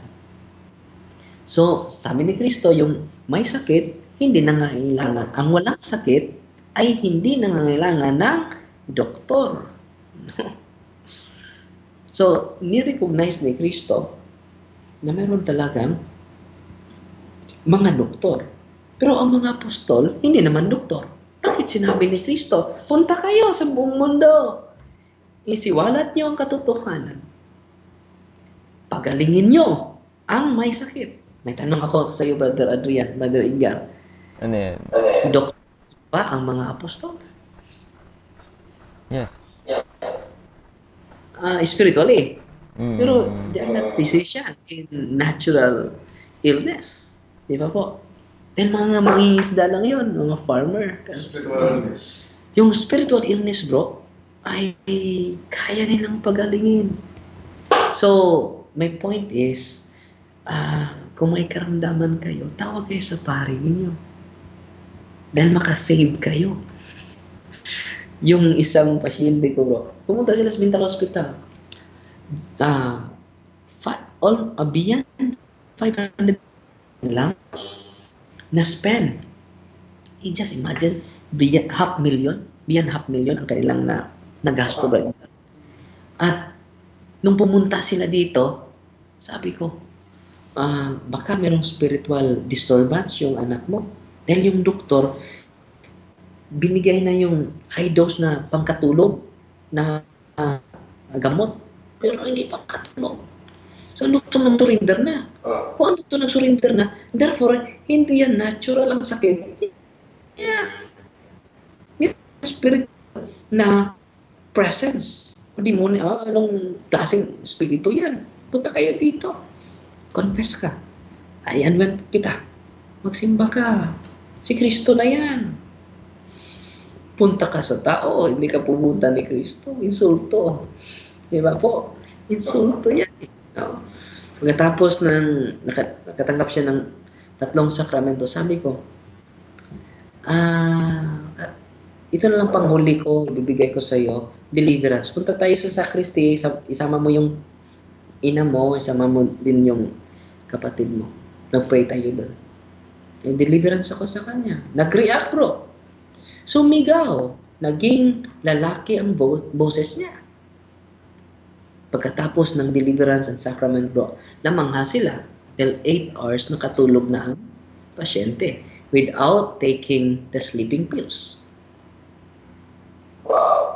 Bumalik na sa trabaho. Normal na. Sabi ng ina, Father, kung alam mo ko lang na holy oil lang ang gamot, holy water, holy salt, holy and exorcise salt, at ang deliverance and sacrament, Father, ang aming 500,000, hindi sana nasayang yun. So kung Pag ganun, Father, kailangan pari mag-deliverance. dapat pari muna ang Hindi una natin. Hindi laiko. Pari muna ang ating pupuntahan bago ang doktor. Hindi ako nagsasabi na huwag kayong pupunta sa doktor. Bakit pari muna tayo pupunta? Baka ang sacrament lang ang gamot dyan. Dahil sabi ni Kristo, go to the world, heal the sick. Anong paraan ng mga apostol? Sacrament. At Sinabi ni San Pablo, Santiago 5:16. Ating basahin mo dyan. Sa Santiago. Bro, until 4:45 lang tayo. Dahil Sure. prosesyon. Father, paano pala kung skeptic yung pare? Ayaw niya. Punta ka sa ibang pare. Yung kaibigan mo na pare. No? Yung Basta makareceive ka lang ng sacrament. Okay? Sacrament is greater than deliverance. Okay? And then, mas maigi din na mabasa nyo ito at magamit nyo ito. Dahil you can do deliverance basta family members mo. As long as nag-prepare ka sa sarili mo. Spiritually disposed ka sa ministry nito. At spiritually, no, disposed ka, no, at nag-receive ka ng mga sacrament, and then pray for deliverance. Yung family members mo lang, gamitin mo ito. Yung merong portion dito na kinoconsecrate mo yung bahay mo sa mga inalayan mo ng mga espiritu, mga diwata, may engkanto. So meron dito sa aklat na ito. Prayer to break unholy ties. Yung unholy ties, yung mga ancestors natin na albularyo, merong prayer dito. Unholy ties. Prayer to break curses and spells, yung mga kulam. Ito po. Alam nyo ba, available ito sa National Bookstore. Sayang, hindi natin magagamit po. So you can do a prayer for deliverance to your wife, so dapat ito ang gamitin. Hindi yung spontaneous prayer in the name of Jesus of Nazareth, yung sarili mo lang. It should be the prayer of the church. Why? Why? Because it is approved by the church. Ang bigat nito. And why?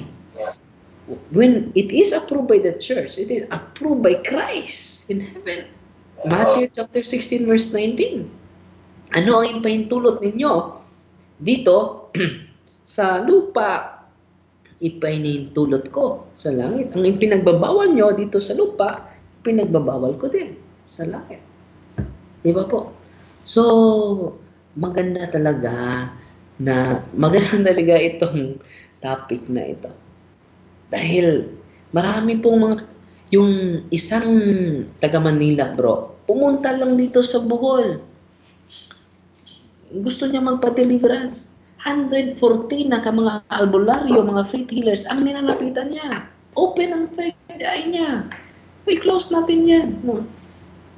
Huwag ka nang pumunta dito. Pumunta ka ni Father Sikia, nandyan siya sa Manila. Bakit ka pumunta dito sa Bohol? Sa Father, mahirap dahil wala akong contact ni Father Sikia eh. Sige. So walang anuman yun, Father. Kahit gagastos pa ko ng libo-libo dahil CEO siya sa isang malaking kumpanya sa Manila. So pumunta siya dito. Father, alam mo ba, wala akong tulog. So hindi ko naman na kita sa kanyang itsura na wala siyang tulog. Pero sabi niya, wala akong tulog, Father. At marami akong nakikita, Father. So, i-renounce natin lahat ng mga faith healers mo. I-break ko ang mga curses. So, alam mo, bro, nag-react siya. Sabi niya, aray! Sabi niya, maraming mga espada kinuha. Aray! Sumigaw siya. Aray nako. No? Sumigaw talaga siya. No? Napakanta siya. Aray nako. No? Sumigaw siya. Pagkatapos nun, bro, sabi niya, Father, normal lang. So ito, nandito lang, bro. It is not exclusive for me. It is not exclusive for Brother Wendell.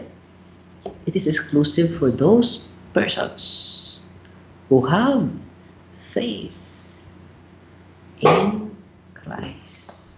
Amen. So, bro, encourage kita basa nito. Ang dami mo matutunan. At hindi lang matutunan, matutulungan din. Gaya ni Brother Wendell. Yes. Gaya ng Brother Edgar. No? Gaya ng mga kasamahan ko dito. Sabi ko, ang ministering ito is a gift of Christ to His church. to his church, and we are the church. That's the reason why it is not exclusive We are Catholic. Kahit mga born again pumunta dito na nagpapasalamat bro. Meron akong idagdag. No? Meron isang born again. No? Last year, pumunta sa akin. Sabi niya, Father, magpasalamat ako sa iyo. Bakit? Sa Panginoon ka magpapasalamat. No? Alam mo ba, Father? Ito po ang kwento ko. Yung ina ko ay na-disgrasya, Father. Ang kanyang paa, injured. Hindi makalakad, Father. Para nabalian ng buto. At yung amo niya, ay Katoliko. Sabi niya, Sir, hiram ako ng pera, sir. Bigyan mo ako ng pera, sir. Ipa-check up ko yung ina ko. Hindi na niya makayang lumakad. At alam mo ba, sir, merong tumawag bro. Sagutin mo bro. Ayun, ito na. Tumawag bro. Process naman yun. Marami yung tawag bro. So, sabi niya, magpa-check up ako sa aking ina na disgrasya. Sabi naman ng kanyang amo, wala pa akong pera ngayon. Pero meron akong holy and exercise oil. So, ipunas mo ito sa buong paa sa iyong ina. So, sir, hindi yan. Doktor gusto niya. Sir, gusto. Doktor, hindi yan. Oil na yan. Subukan mo. Makasave ka dyan. No? Dahil, bubuhatin na nila kapag mag-CR ang kanyang ina. Kasi imagine, bubuhatin. Hindi na niya kaya mag-CR sa kanyang sarili. So, umuwi siya, dala ang holy and exercise oil. Holy and exercise oil. At pagdating niya, Mama! No? Punasan kita ng holy and exercise oil. Pinunasan niya ang buong paa ng kanyang ina. Alam mo ba bro, sabi ng kanyang ina, ang init niyan, ang init. Ang init, ano ba yung pinunas mo, ang init, no? Ang init. So, Nay, gagaling ka rito, Nay. No, gagaling ka talaga nito, Nay. Kinaubagahan bro, alam mo ba, sumigaw ang kanyang ina. Sumigaw sa kasiya. Dahil lumakad na siya na walang sakit. So, yun po ang kakakay niya. Pumunta siya dito. Magpasalamat ako sa iyo. Salamat sa Panginoon, kapatid. Father, isa po akong born again. And then, plano ko, Father, na babalik sa simbahan. No? Na Catholic. Sure ka? Say yes, Father. No? Father, sa saan ba ang parokya mo? Membro parokyano ba kita? Hindi, Father. Dun sa ibang parokya. Sige. Puntahan mo yung parish priest at sabihin mo yung sinasabi ko. At siya na bahala sa'yo. Okay? So, Father, salamat. Kahit born again, bro. Galing. At marami pa akong i-share sa'yo. Pero wala tayong oras. Bale, Father, before tayo mag-end, gusto ko lang tanong sa'yo.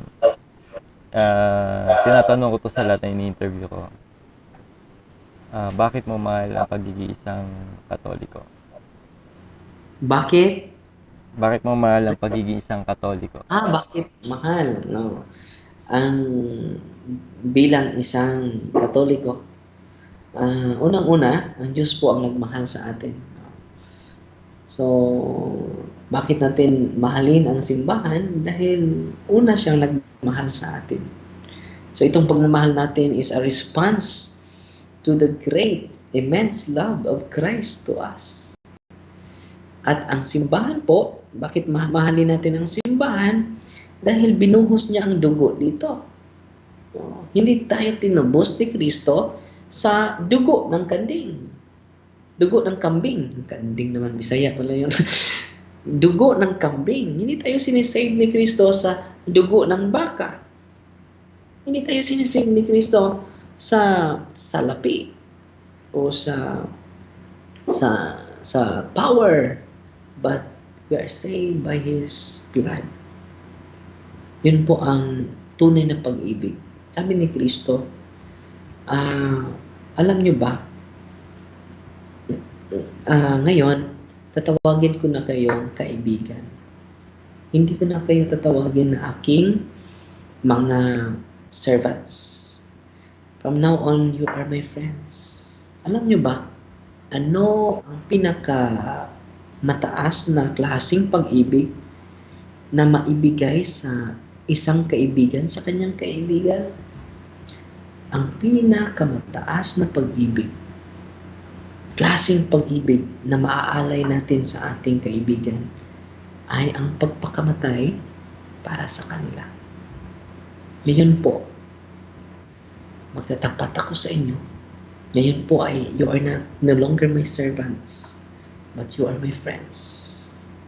So, dapat natin mahalin ang simbahan dahil mahal na mahal tayo ng Panginoon. No? Dahil po sa grabing pagmamahal ni Kristo sa atin, no? We could not complain anymore, we could not blame Christ anymore. No? Yung mga depressed sa buhay, just look at Christ on the cross. Just look at Christ on the cross. Sabi ng isang matanda na nag-anwent ako, lumaki ng kanyang tiyan, lumaki ng kanyang yung kanyang paa. Sabi niya, Father, malapit na akong mamatay. At sinagot ko naman siya, Nanay, totoo na meron kang karamdaman, pero hindi nangangahulugan na mauna ka sa akin. At totoo naman ay na malakas ako ngayon, pero hindi nangangahulugan na mahuhuli ako. Nay, may sakit o wala, ang Diyos lang ang nakakaalam. Kailan tayo niya kunin? Nay, ialay mo yung sarili mo sa Panginoon. Nay, itong cross na ito, Nay, ay dadalhin mo ang cross kahit saan. Sa iyong higaan ay titigan mo si Kristo. Titigan mo si Kristo, Nay. Ang cross ni Kristo ay hindi nawala. Hanggang kamatayan na po, Nay. In like manner, Nay, yung cross mo, yung karamdaman mo, huwag ka nang mag-ahas na mawala pa yan. No? Hanggang kamatayan na yan, Nay. No? At si Kristo, hindi tumitigil. Hindi nawala ng pananalig. Hindi nawala ng pag-asa. Patuloy siyang umiibig. Despite sa cross na kanyang dinadala. So, Nay, ang makakonsol natin si Kristo lang. In like manner, bro, no, ang makakonsol natin sa ating pag-ibig sa simbahan, maraming skandalo sa loob ng simbahan, no, maraming nahinaan ng loob, nawala ng lakas ng loob sa simbahan, tiwala. Pero, siguro, bakit wala tayo ng paniniwala at nahinaan tayo ng loob? Dahil hindi na tayo nag-focus ni Kristo sa cross. Kaya pala si San Pablo, sabi niya dito, basahin mo bro ang Galatians chapter 6 verse 14. Kaya pala si San Pablo, despite sa mga persecution na naranasan niya, sabi niya 6:14, sabi niya dito, may I never boast except in the cross of our Lord Jesus Christ, through which the world has been crucified to me, and I to the world. For neither So, iba na to. So, I never boast except. So, ang aking so 14, no? So, ang pinupuri niya, wala na ibang pinupuri niya. Ang cross ng ating Panginoong Jesucristo. It will lead us to consolation sa ating ministry, sa ating pagtuloy, Bro Adrian, no? Sa iyong pagsiwalat sa katotohanan, look at the cross of Christ. At ang ating mga pagsubok sa buhay, hindi yan mawala, Brother Adrian. Hanggang kamatayan na yan. So, sana hindi tayo mawala ng pag-ibig natin sa simbahan. Dahil part na yan. No Christ without cross. And no cross without Christ. No? So, sa ating pagsubok, Brother Adrian, yan po ay magpapatibay sa atin. Yung mga badyaw, kilala mo yung mga badyaw, Bro Adrian? Yung mga nasa lansangan, Sa lansangan, no? nasa dagat, Oo. matibay ang loob ng taong yan. Oo nga eh. Bakit matibay? Tatapang yan. Bakit matibay ang kanilang mga pananalig sa kanilang tinuturing na Panginoon? Dahil nakaranas sila ng mabigat na cross. Discrimination sa mga kapatid natin, no? Kahirapan, no? Yung mga taong sanay sa kahirapan, sanay sa pagsubok, sanay sa pagdudusa, Brother Adrian, yun po ang mga taong matibay. Wala pang nabalita, Brother Adrian, na merong badyaw nag-suicide. Oo nga. Pero maraming mga anak na mga mayaman, hindi nakaranas ng pagsubok, no? Hindi nasanay sa kahirapan, no? Hindi nasanay sa mga mahirap na buhay, no? So dapat natin, kung hindi ka nakaranas nito, just look at the poor. Just look at the suffering people of God, and they are the present Christ in our midst. Yan po ang sabi ni Papa Francisco. No? So kaya hindi tayo mawala ng pag-asa, mawala ng pag-ibig sa simbahan dahil ito po ang imahe ni Kristo. Ito po ang larawan ni Kristo sa ating sanlibutan ngayon. The more tayo umiibig sa simbahan, the more umiibig tayo ni Kristo. The more umiibig tayo ni Kristo, the more umiibig tayo sa nagpadala ni Kristo. The more we hated the church, the more we hated Christ. And the more we hated Christ, the more we hated the Father. Pababasan niya natin sa Luke chapter 10 verse. Marami nang hindi naniniwala sa simbahan dahil sa skandalo. Huwag magka-focus sa skandalo. Dahil marami pa mga membro, leader. Ito po ang sinasabi ko sa mga, the church is holy not because of the member, nor because of her leader, but because of the founder. Naging banal ng simbahan because of the founder, not because of the member, nor because of the leader of the church. Why? Banal ang simbahan. Because of the founder. Siya po ang ugat natin. Roman chapter 10 verse 11 ba yun? Na ang ugat, kung ang ugat ay banal, lalo na ang mga sanga nito ay maging banal. So bakit merong bakit mga membro natin, merong mga banal na membro natin? Dahil ang root, ugat natin, the root is holy. No longer, no other than but Christ. So, ating mabasahin ang Luke chapter 10 verse 16. Sabi ni Kristo, whoever listens to you, refers to the church, listens to me. Whoever rejects you, rejects me. And whoever rejects me, rejects the one who sent me. So, brother, maganda yung katanungan. Bakit natin mamahalin ang simbahan? Kung minamahal natin ang simbahan, minamahal natin si Kristo. Bakit po?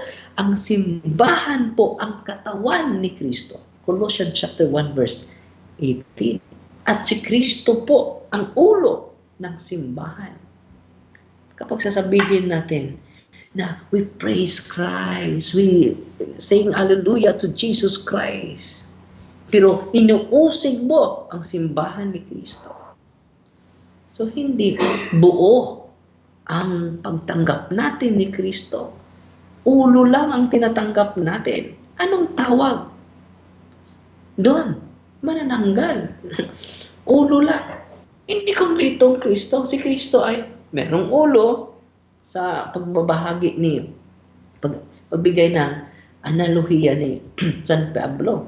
Si Kristo ang ulo ng simbahan. At ang simbahan ay kanyang katawan ni Kristo, the body of Christ. So, dapat talaga natin mahalin ang simbahan dahil yan po ang pagmamahal natin sa Panginoon. Sa mga laging sumusumabay ni Brother Adrian, no? Dapat ipagdasalan natin ang simbahan. Instead, ating uusigin ang simbahan, ipagdasal natin ang simbahan. Bakit po? Amen. Tayo po ang simbahan. Hindi po ang nasa labas. Tayo po. No? At yun po ang dapat natin gawin. Magdasal tayo sa isa't isa. At patuloy tayong isiwalat ang Kristo kahit sa kaibayo natin sa pananampalataya. At i-invite din natin ang mga kasama natin, bro, sa punto por punto. Dahil wala tayong TV station, bro. Yes. Simbahan Subscribe kayo Katoliko. sa Kahit YouTube man- channel ni Oh. Father Darwin. Wala Yung tayo. punto ba, 4 punto, no? Punto por punto. No, direct to the point, Yes. bro. Dahil wala tayong TV station, bro. Wala tayong radio station. Kahit gasoline station, wala, bro. So, dahil hindi natin binigyan ng pansin ang evangelization. Pero marami naman nagsisikap na mga membro ng simbahan, mga leader ng simbahan sa maliit na paraan through social media. So, dito po sa Adrian Milag na page at sa marami nang sumusunod ni Brother Adrian, umabot ng 4 million ng kanyang viewers, no? Nakita ko yung post mo, bro. Congratulations, no? Thank you so So, much, million Father. Praise Oh, God. milyon na katutuwa, bro. Adrian, ang naabot natin, no, sa pamagitan ng little contribution natin. Sabi ni Mother Teresa, meron siyang sinabi na we cannot do great things. We can only do small things with great love. No? Amen. With great love. So, mga little things lang ang ating ginagawa, Brother Adrian. No? Pero sabi ni Mother Teresa, yung little things, little drop of the ocean is necessary. Kaya kung mawala yun, no? The vast ocean is missing with a little drop from the ocean. No? So, itong ginawa natin, Brother Adrian, little drop of the great mission of the church entrusted by Christ to His church. No? So, maraming salamat, Brother Adrian, at sa ating mga kaibayo sa pananampalataya. Patuloy kayong makikinig at kahit lagi kayong umuusig sa akin, I always responding you with a humble heart. No? With a humble heart. No? Amen. Amen. Amen. Thank you so much, Father, for this opportunity na tampok kita dito sa aking vlog, and I'm sure marami sa ating mga viewer ang sobrang na-bless sa story mo at naging experience mo as Catholic faith defender and a exorcist priest, di ba? Ayan. Yes. So guys, to know more about Father Darwin, subscribe lang kayo sa YouTube channel niya, itong punto for punto. Nilagay ko dito sa box. Dito nakikita nyo yan. So subscribe lang kayo dyan sa kanyang YouTube channel. Okay, Salamat. Father. So, thank you again for this opportunity. We're always praying for you. Ay, salamat. And looking Kinakailangan. forward na makapunta dyan Bohol. Makita ka sa video kapag pupunta ka dito. Oo. Gusto ko pala malaman, Father, ano nangyari doon sa Scorpion. Inalaga. Siguro na, wala na. Pinipicturean lang namin, no? Hindi nyo hinuli. Hindi na. No. Pinipicture lang namin for the sake of documentary. At yung mga uod, ang dami po. Wala naman na nag-exorcist ka lumabas Starshear. Wala naman. Share, wala. Katabi ko lang.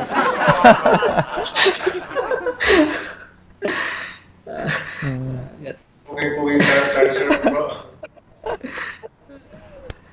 Ayun. Wala pa bro, pero marami pa mga experience na hindi pa ko nasabi sa iyo. Yung mga kasamahan ko, marami din mga experience. Lalo-lalo na sa Brother Wendell, ang dami na. Marami din mga Looking forward. experience. Misteryoso talaga. Oo nga.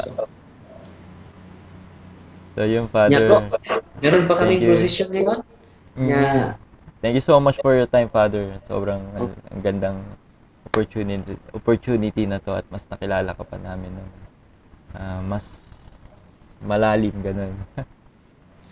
So from time to time, no, communicate lang bro at ano din tayo additional na mga input about sa mga harassment sa demonyo or Yes, mga Father. experience natin sa hindi din patungkol sa apologetics, no, sa encounter natin with Iglesia ni Cristo, yung mga karanasan ko sa kanila, pwede din natin i-tackle dahil Yeah. very interesting din, no, at dapat din natin haharapin talaga sila, no? May Dahil- part 2 pa to. Hindi tayo natatakot sa demonyo nila pa, no? Dahil meron akong death threat bro na tanggap, no? Dalawang death threat ko natanggap, nagpa-blatter na din ako. Wala naman akong sinasabi sino, pero meron talaga. At hindi naman ako natatakot dyan dahil lahat naman tayo mamatay, no? At hindi din ako natakot sa demonyo, no? Lalo na sa tao. Sa Panginoon lang tayo matakot. Dapat matakot. Dahil siya po ang condemn natin, both body and soul, sa impyerno po. At Lagi ka na Patuloy nagdadasal, Father. patuloy lang tayo. No? Fight Team Maria, tataksit di with a humble heart. No? Amen. God bless bro. Thank you, Father. God bless. God bless.